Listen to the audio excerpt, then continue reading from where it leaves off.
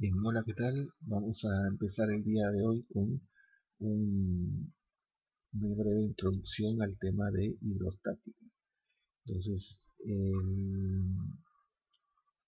el tema de hidrostática es el tema que sigue a toda la parte de la mecánica que hemos visto anteriormente. Entonces, vamos a empezar. Esto corresponde a un tema más general que se llama mecánica de fluidos. Entonces, vamos a empezar con hidrostática. Vamos a hacer un desarrollo breve de un resumen de la teoría que necesito saber para entender la hidrostática.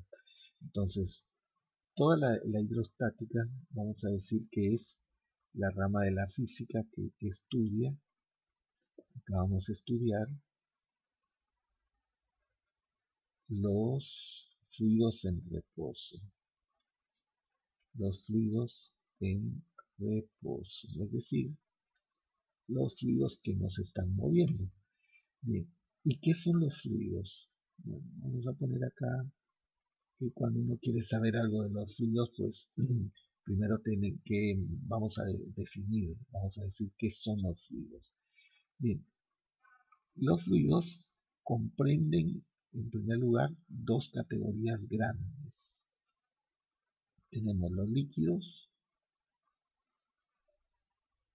y tenemos los gases. Los fluidos se dice que son cuerpos, cuerpos que no soportan esfuerzos internos.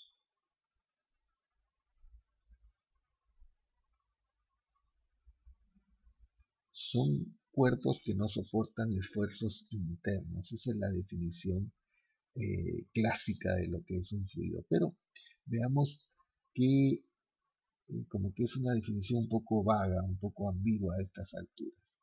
Bien, si nosotros queremos entender un poquito más qué quiere decir eso, pensemos que los fluidos, entendemos que los fluidos son cuerpos que se mueven con deformación.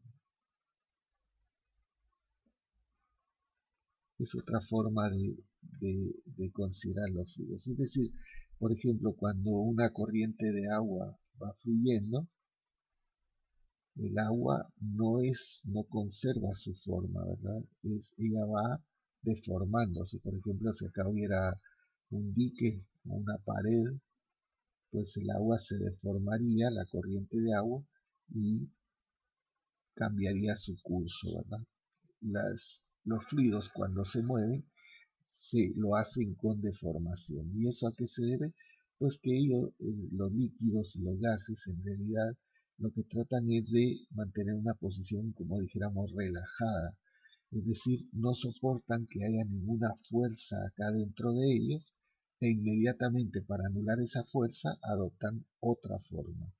Entonces, un fluido, que es lo que los fluidos que vamos a estudiar, se puede decir que son cuerpos que se mueven con deformación, que van adoptando la forma de el lugar o del contenedor que los recibe, ¿verdad? Bueno, eso es en cuanto a la definición de fluidos y las dos categorías que tenemos, los sólidos y los gases. Bien, para poder estudiar adecuadamente los fluidos tenemos que estudiar una nueva magnitud que se llama, que se conoce con el nombre de presión. Vamos a ponerlo por acá. La nueva magnitud que voy a estudiar para poder enfocar bien los fluidos o para entenderlo se llama presión. La presión. Bien, para entender la presión es la magnitud fundamental en todo el estudio de los fluidos. Para poder entender qué es la presión, vamos a pensar en un ejemplo muy sencillo. Supongamos que yo tengo una superficie y sobre esa superficie yo voy a depositar una pequeña cantidad de agua. ¿Sí? Sobre una mesa, vamos a decir, existe una pequeña cantidad de agua. Entonces, si nosotros queremos estudiar el agua con nuestros estudios previos de mecánica, nos vamos a topar con un pequeño problema. Supongamos que yo deseo aplicar una fuerza sobre el agua, ¿sí? Que yo llamé F. Bien, recordemos que en la mecánica que yo estudié hasta el principio, todas las fuerzas que yo consideré se llamaban fuerzas puntuales, ¿sí? Es decir, ellas actúan sobre un punto, fuerzas puntuales. Esa fuerza actuaría solo sobre un punto del cuerpo de agua que yo estoy tratando de mover con esta fuerza.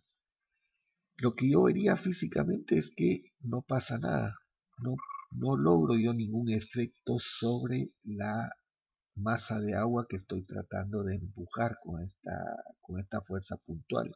Podríamos pensar que esta fuerza puntual es una aguja, que yo estoy tratando de empujar una muestra de agua con una aguja. Simplemente no se va a mover. Entonces, esta noción de fuerza que traíamos de nuestros estudios previos no me sirve. Las fuerzas puntuales carecen de significado en el estudio de los fluidos. Entonces, vamos a enfocarnos de otra forma. Consideremos este sistema.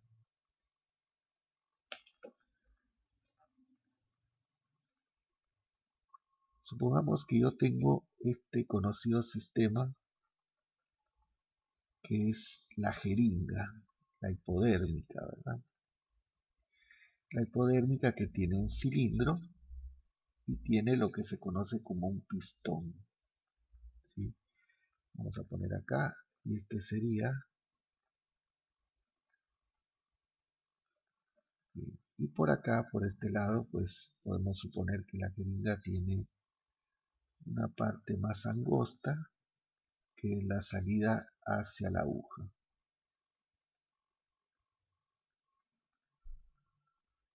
Bien, entonces, esto es el vástago donde yo aplico mi fuerza puntual. Voy a aplicar una fuerza F, una fuerza puntual como las que yo venía estudiando antes. Esto provoca que esto que se llama pistón se mueva y que el líquido que está contenido acá adentro empiece a fluir a través de la aguja, ¿verdad? Y que salga por acá el líquido. Bien, entonces este mecanismo, esta jeringa, logró el efecto que yo no había logrado en el experimento anterior, que es lograr mover un fluido por medio de una fuerza puntual.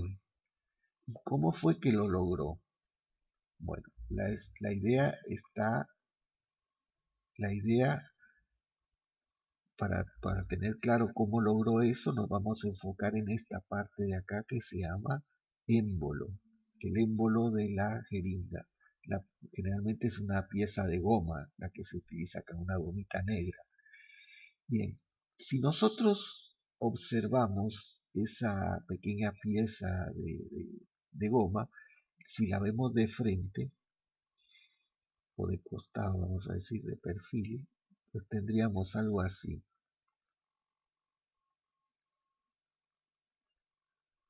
Esa piecita, algo así. Entonces, de este lado, ella está recibiendo la fuerza puntual que hacemos nosotros con nuestro dedo, de este lado.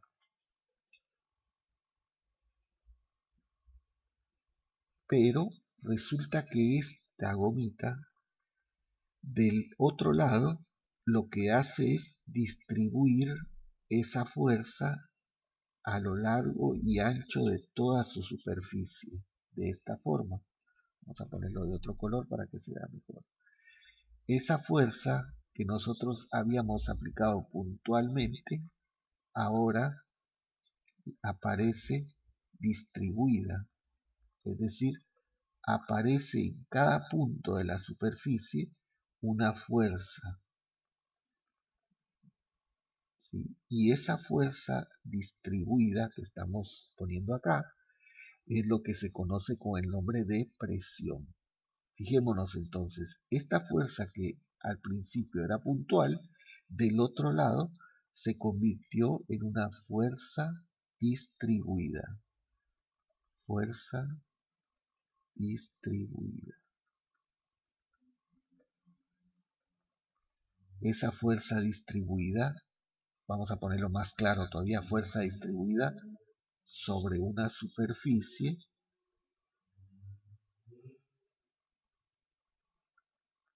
ese conjunto de fuerzas que aparece en la superficie distribuidas a lo largo de ella se conoce como presión. Entonces, ¿qué es la presión? Pues si a mí quiero tener un concepto claro de qué es la presión, pues diría, es una fuerza distribuida sobre una superficie y me recuerdo de este esquemita de la jeringa, ¿verdad? En donde una fuerza puntual se convierte en presión cuando hacemos esta idea de la jeringa, ¿verdad? Ahora, resulta que la presión que ejerce este émbolo es lo que provoca que el líquido se mueva. Entonces, si bien no son dos cosas iguales, nosotros podemos pensar que en cierta manera como que la presión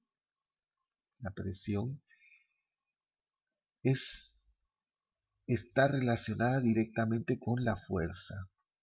¿Y cómo está relacionado con la fuerza de manera matemática? Pues vamos a decir que la presión se calcula como la fuerza dividido el área. Pero recordar acá que este símbolo de acá significa perpendicular. Es decir, es la fuerza que actúa perpendicularmente a la superficie, a 90 grados de la superficie, lo voy a dividir por el área de dicha superficie. Bien, ese es el concepto de presión, es decir, la presión viene a reemplazar la noción que tenemos de fuerza en mecánica. En fluidos no se usa la fuerza para estudiar los fluidos. Lo que más se usa para estudiar los fluidos es la presión, las fuerzas distribuidas en el área. Bien, sigamos. Vamos a ver ahora qué unidades utilizo yo para expresar la presión. Entonces, unidades. La presión tiene diversas unidades en las cuales se puede expresar. Vamos a poner la lista que yo necesito manejar en este caso. Entonces tenemos, básicamente usamos la atmósfera como una referencia, ¿verdad? Una atmósfera de presión decimos que equivale a 101.325 Pascal. Pascal. ¿Y qué es un Pascal? Vamos a ponerlo acá. Un Pascal es igual a un newton de fuerza dividido un metro cuadrado de superficie. Esta es la unidad del Simela, que es la que más vamos a estar usando a lo largo del desarrollo de este curso. Entonces tenemos un Pascal es un newton sobre metro cuadrado. Bien, sigamos con las demás unidades. Sabemos que una atmósfera también equivale a otra unidad que se llaman los milímetros de mercurio. Se representa así, mmHg, Hg es el símbolo químico del mercurio. Una atmósfera equivale a 760 milímetros de mercurio. También podemos decir que una atmósfera equivale a 760 torr, debido a esto es en honor al científico Torricelli. Otra unidad son los kilopascales. Podemos decir que una atmósfera equivale a 101,3 kilopascales. Y también tenemos que una atmósfera equivale a 1013 hectopascales. Hectopascales. Vamos a ponerlo acá. Hectopascales. Y acá son kilopascales. Bien. En cuanto a unidades, entonces tenemos eso. Bien, no vamos a hacer más largo el video, vamos a parar acá y en el siguiente video vamos a desarrollar la parte que corresponde a los tipos de presión. Bien, agradezco la atención al video. Si pueden compartirlo con algún compañero, sería fantástico y los espero en el siguiente. Gracias, chao.